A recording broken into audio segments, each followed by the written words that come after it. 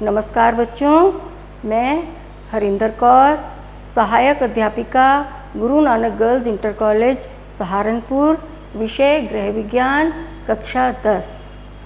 आज हम जिस अध्याय के बारे में अध्ययन करने जा रहे हैं बच्चों, उसका नाम है नाड़ी, श्वास की गति तथा ताप का चार्ट। इसके बारे में आप पहले भी अपने अध्यायों में जान चुके हैं और ज्ञान प्राप्त कर चुके हैं। आज इस बारे में हम विस्तार से आपको बताएंगे। सबसे पहले बच्चों देखिए, इस अध्याय में हम क्या जानेंगे। सबसे पहले पाठ का परिचय। पाठ का परिचय, इसमें हम अध्याय के बारे में जानकारी लेंगे। रोगी का ताप लेना। ताप लेने का मुख्य उपकरण थर्मामीटर। फिर हम जानेंगे थर्मामीटर का प्रयोग और उसका प्रयोग करते समय किन किन बातों का ध्यान रखना चाहिए। रोगी के ताप का चार्ट बनाना। नाड़ी, नाड़ी की गति ज्ञात करना। नाड़ी की गति का सारणी द्वारा स्पष्टीकरण। फिर हम जानेंगे श्वास की गति, श्वास की गति का निरीक्षण, नाड़ी, श्वास की गति और ताप का संबंध। और पाठ के अंत में हम जानेंगे बच्चों रोगी की अन्य देखभाल, जिसके अंतर्गत हम अध्ययन करेंगे मल और मूत्र को विसर्जित करना तथा एनिमा का प्रयोग करना। अब प्रत्येक बिंदु को हम विस्तार पूर्वक समझते हैं। सबसे पहले पाठ का परिचय। बच्चों, किसी भी रोगी की देखभाल करने के लिए परिचारिका होनी बहुत आवश्यक है। यदि रोगी गंभीर रोग से ग्रस्त है तो उसके लिए परिचारिका अवश्य होनी चाहिए। यह परिचारिका हॉस्पिटल की कोई नर्स भी हो सकती है और घर का कोई सदस्य भी रोगी की विशेष देखभाल कर सकता है यदि उसे अनुभव हो तो। परिचारिका को रोगी की देखभाल करते समय बहुत सी बातों का ध्यान रखना पड़ता है और उसके बहुत से कार्य करने पड़ते हैं, जिनमें मुख्य रूप से रोगी की शारीरिक सफाई, उसके दैनिक कार्य तथा उसका बिस्तर आदि लगाना प्रमुख है। इन सब कार्यों के अतिरिक्त बच्चों परिचारिका को रोगी के संपूर्ण जानकारी चिकित्सक को भी प्रदान करनी होती है। तो इस संबंध में उसे विशेष रूप से 2 या 3 बातों का ध्यान रखना पड़ता है और इन बातों की जांच उसे थोड़ी थोड़ी देर बाद करनी चाहिए। सबसे पहले रोगी की नाड़ी की गति, उसके श्वास की गति और उसके ताप के बारे में संपूर्ण जानकारी एकत्रित करके उसे अपने पास नोट करके चिकित्सक को बताना होता है, जिससे कि चिकित्सक आवश्यकतानुसार उसकी चिकित्सा कर सके। अब हम जानेंगे बच्चों रोगी का ताप लेना। रोगी का ताप लेना, परिचारिका को यह ज्ञात होना चाहिए कि रोगी का ताप कितने कितने समय बाद लेना है तथा कैसे लेना है। यानी कि चिकित्सक की सलाह के अनुसार अगर चिकित्सक 2 घंटे बाद या 3 घंटे बाद ताप लेने को कहते हैं तो परिचारिका को उसी क्रम में ताप लेना चाहिए। ताप लेने का उचित समय है नाश्ते से पहले। यदि रोगी ने कोई पेय पदार्थ पिया हुआ हो तो उसके 15 मिनट बाद या भोजन किया हुआ हो तो उसके आधे घंटे बाद ताप लेना चाहिए और उस ताप को नोट करके लिख लेना चाहिए, जिससे कि चिकित्सक को उचित जानकारी दी जा सके। थर्मामीटर के बारे में।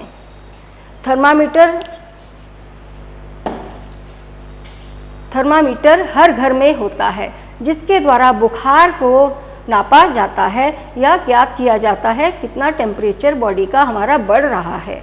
ठीक है बच्चों, ये देखिए पहला थर्मामीटर डच वैज्ञानिक डैनियल गैब्रियल फारेनहाइट द्वारा बनाया गया था। यह इस सिद्धांत पर कार्य करता है कि गर्मी से थर्मामीटर में पारा फैलता है। थर्मामीटर एक विशेष प्रकार का उपकरण होता है। यह कांच की एक नली होती है, ये आप चित्र में देख रहे हैं, जिसके एक सिरे पर घुंडी होती है। ये देखिए बच्चों, ये बनी हुई है घुंडी। इसमें पारा भरा रहता है। जो एक पतली नली के अगले सिरे तक बढ़ सकता है। इसमें स्थान स्थान पर चिन्ह लगे रहते हैं जो कुछ थर्मामीटरों में डिग्री फ़ारेनहाइट और कुछ में डिग्री सेल्सियस की इकाइयों में बटे रहते हैं। पारे की नली तथा बल्ब के बीच में एक बहुत संकरा या पतला सा रास्ता होता है जिससे होकर पारा बल्ब में केवल ताप बढ़ने पर नली में फैलता है। आपने जाना बच्चों थर्मामीटर के बारे में। थर्मामीटर एक ऐसा यंत्र है जिसके द्वारा हम बुखार की सही स्थिति या शरीर के ताप की सही स्थिति को हम पता कर सकते हैं।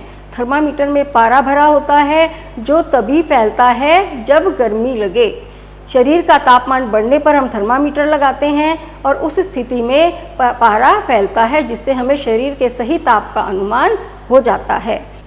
आइए बच्चों अब जानते हैं थर्मामीटर के प्रयोग के बारे में कि इसे हम कैसे प्रयोग करेंगे। बुखार होने से शरीर की गर्मी से थर्मामीटर में पारा चढ़ता है। थर्मामीटर को 1 मिनट के लिए बगल में, मुंह में या नवजात शिशु की गुदा में रखें। इससे शरीर का तापमान पता चल जाता है। गुदा का तापमान मुंह के तापमान से 1 डिग्री अधिक होता है। आइए बच्चों अब जानते हैं थर्मामीटर का प्रयोग करने में किन किन बातों का या सावधानियों के बारे में। थर्मामीटर का प्रयोग करते समय उसको करने से पहले उसको अच्छी प्रकार से धो लेना चाहिए, चाहे पानी से या निसंक्रमित घोल से। इसके बाद जिस व्यक्ति का शरीर का ताप हमने नापना है, अगर उसको पसीना आ रहा है तो उसका पसीना पोंछकर उसके कुछ देर के पश्चात थर्मामीटर से उसका तापमान लेना चाहिए। थर्मामीटर से तापमान लेते समय बच्चों इसे आराम से लगाना चाहिए और निकालना भी आराम से चाहिए। जिस व्यक्ति के मुंह में थर्मामीटर लगाया जाए उससे जीभ के नीचे लगाकर 2 या 3 मिनट तक रोगी व्यक्ति को मुंह बंद करने के लिए कहना चाहिए तथा 2 या 3 मिनट हो जाने के बाद थर्मामीटर निकालकर शरीर के तापमान का ज्ञान ले लेना चाहिए। एक स्वस्थ व्यक्ति का सामान्य ताप 98.4 डिग्री फ़ारेनहाइट होता है। यदि शरीर का तापमान थर्मामीटर में इससे ज़्यादा आए तो इसे बुखार आने की स्थिति माना जाता है। ऐसी स्थिति में चिकित्सक की सलाह अवश्य लेनी चाहिए। अब जानते हैं बच्चों रोगी के ताप का चार्ट हम कैसे बनाएंगे। बच्चों रोगी के ताप का चार्ट बनाने की आवश्यकता क्यों पड़ती है? ऐसी स्थिति में जब रोगी को बुखार बहुत तेज़ हो या लंबी अवधि तक उसका बुखार चल रहा हो, ठीक ना हो रहा हो, ऐसी स्थिति में रोगी का तापमान नापने के लिए उसका बुखार 2-2 घंटे में या 3-3 घंटे में चिकित्सक की सलाह के अनुसार लेना चाहिए और उसका चार्ट बनाकर उस पर उस बुखार की स्थिति को अंकित कर लेना चाहिए। ये मैं आपको एक सारणी द्वारा समझा रही हूँ। बच्चों अब हम जानते हैं रोगी के ताप की सारणी हम किस प्रकार बनाएंगे। सबसे पहले रोगी का नाम, फिर उसकी आयु और फिर उसका रोग के अनुसार ही उसके ताप की सारणी बनेगी। इस सारणी में हम मुंह से लिया गया तापमान अंकित करेंगे। सबसे पहले बच्चों दिनांक, इसमें हम प्रतिदिन लिया गया तापमान नोट करने के लिए सबसे पहले दिनांक डालेंगे। फिर 2-2 घंटे बाद या 3-3 घंटे बाद जैसे चिकित्सक ने कहा है उसके कहे के अनुसार 6 बजे प्रातः, ये 2 घंटे के अनुसार मैं आपको बता रही हूँ, 6 बजे प्रातः, फिर 8 बजे, फिर 10 बजे, फिर 12 बजे, ऐसे हम तापक्रम लेकर और ये छोटे छोटे बॉक्सेस बनाकर इस चार्ट में तापक्रम दिनांक के अनुसार अंकित करते जाएंगे। आखिर में हम इस चार्ट में अन्य विवरण लिखेंगे।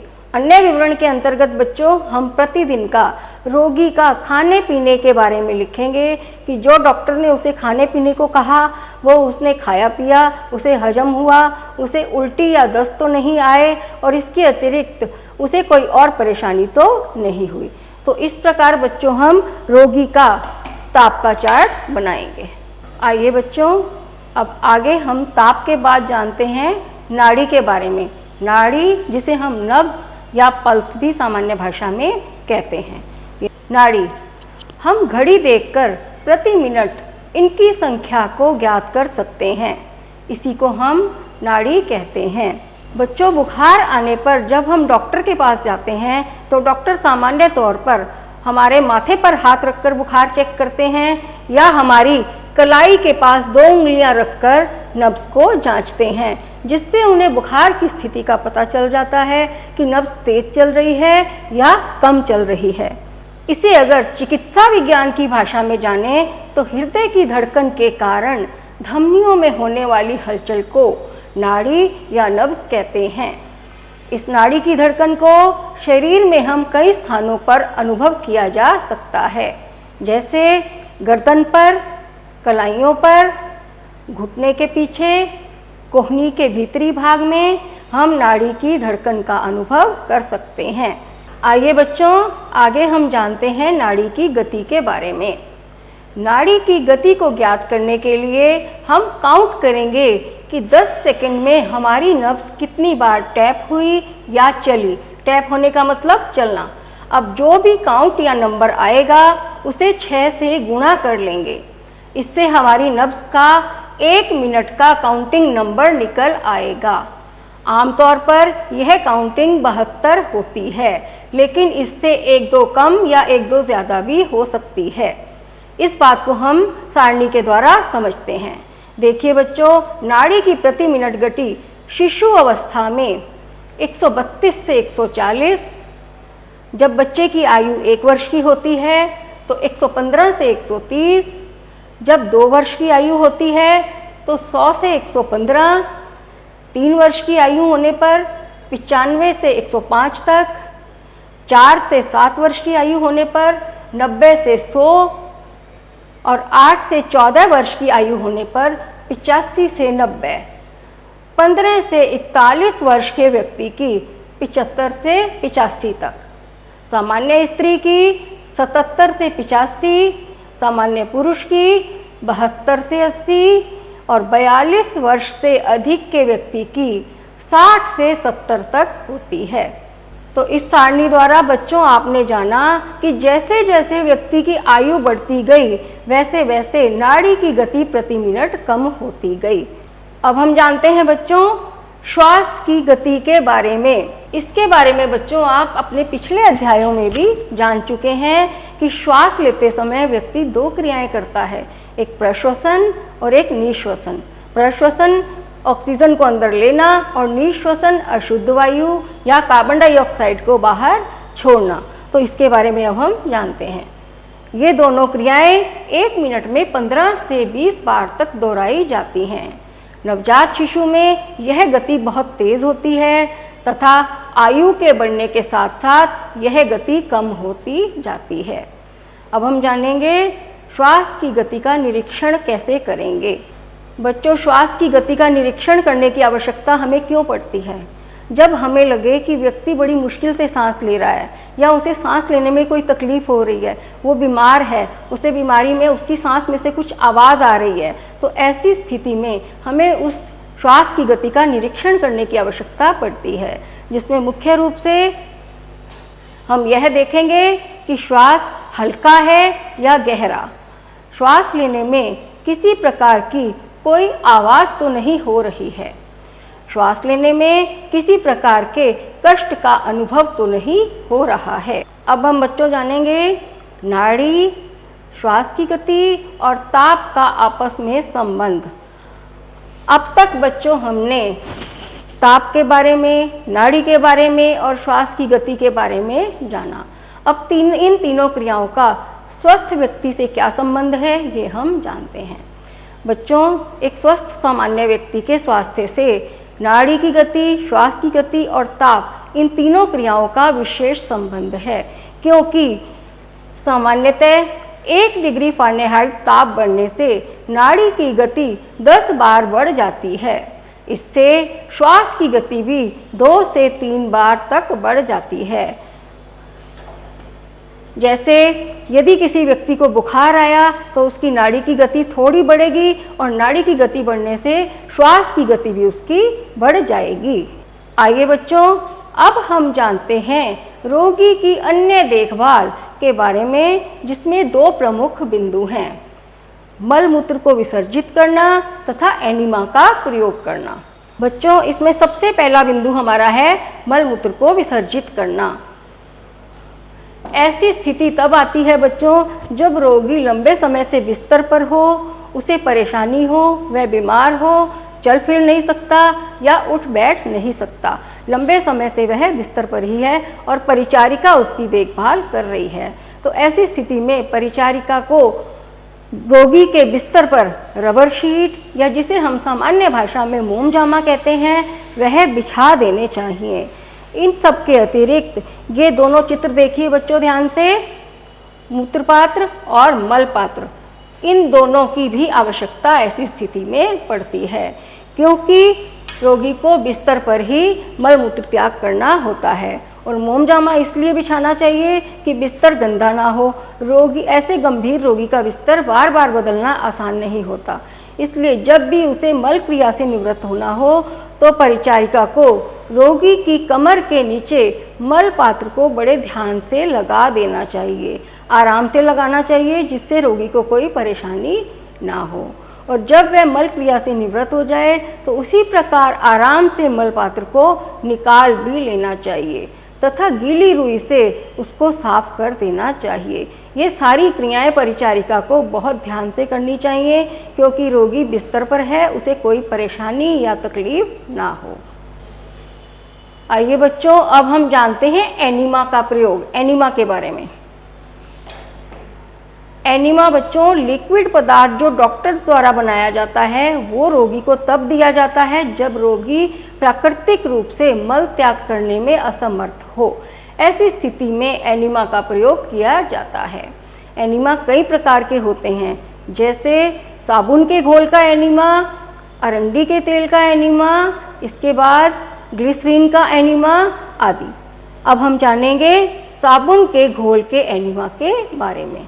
ये चित्र देखिए बच्चों, ये साबुन के घोल का एनीमा और नमक के घोल का एनीमा दोनों के लिए इस पात्र का प्रयोग किया जाता है।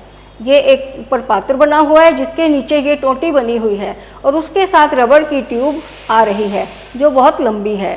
इस रबर की ट्यूब को रोगी की गुदा में प्रवेश कराया जाता है। सबसे पहले साबुन का घोल बनाकर इस पात्र में डाला जाता है। उसके बाद टोंटी खोलकर ये साबुन का सारा घोल रोगी की गुदा में जाता है जिससे उसे मल त्याग करने में आसानी होती है। आइए बच्चों, अब जानते हैं एनीमा के दूसरे प्रकार अरंडी के तेल का एनीमा। ये देखिए बच्चों, अरंडी के तेल का एनीमा उपकरण ये इस प्रकार का है। सबसे पहले बच्चों अरंडी के तेल को एक बर्तन में डालकर जल से भरे हुए बड़े बर्तन में रखेंगे।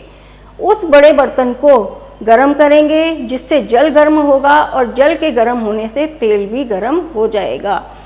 और एक सामान्य रोगी के लिए 200 मिलीलीटर अरंडी का तेल पर्याप्त होता है। जब यह तेल गर्म हो जाए तो उसे इस पात्र में डालकर रोगी को एनीमा दिया जाता है। अब हम जानेंगे बच्चों नमक के घोल का एनीमा।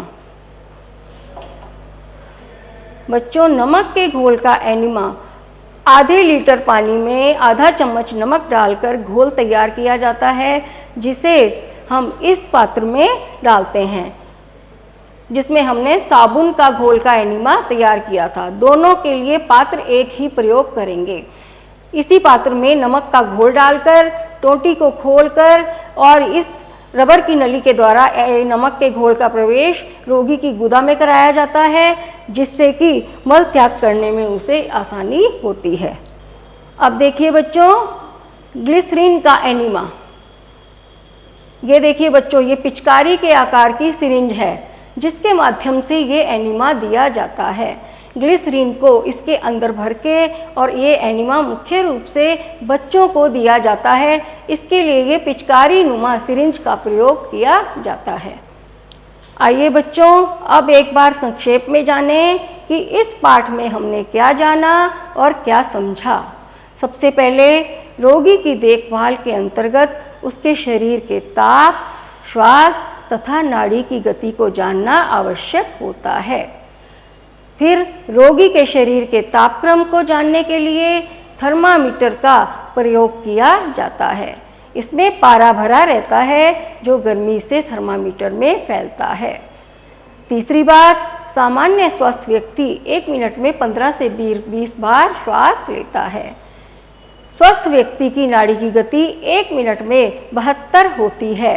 बच्चों में यह गति तेज होती है। परिचारिका द्वारा रोगी की देखभाल के अंतर्गत उसे मल मूत्र त्यागने में भी सहायता की जाती है। अब बच्चों, जितना हमने आज काम किया, जितना हमने आज पढ़ा, उसी के आधार पर आपको गृह कार्य दे रही हूँ, जो आपने अपनी उत्तर पुस्तिका में भी करना है। और ध्यान से देखिए, इस पाठ में जो आपने जाना और समझा, उसी के आधार पर आप अपनी नोटबुक में तापमान का चार्ट बनाएंगे तथा नाड़ी की प्रति मिनट गति गिनने का अभ्यास करेंगे। इसके अतिरिक्त कुछ प्रश्न हैं जिनके उत्तर आप अपनी नोटबुक में लिखेंगे। बच्चों, नाड़ी की प्रति मिनट गति गिनने का जो तरीका आपको मैंने बताया, आप उसी प्रकार से करने की चेष्टा करेंगे। अब कुछ प्रश्न हैं जिनके उत्तर आप अपनी नोटबुक में लिखेंगे। सबसे पहले, थर्मामीटर का प्रयोग हम कैसे करेंगे?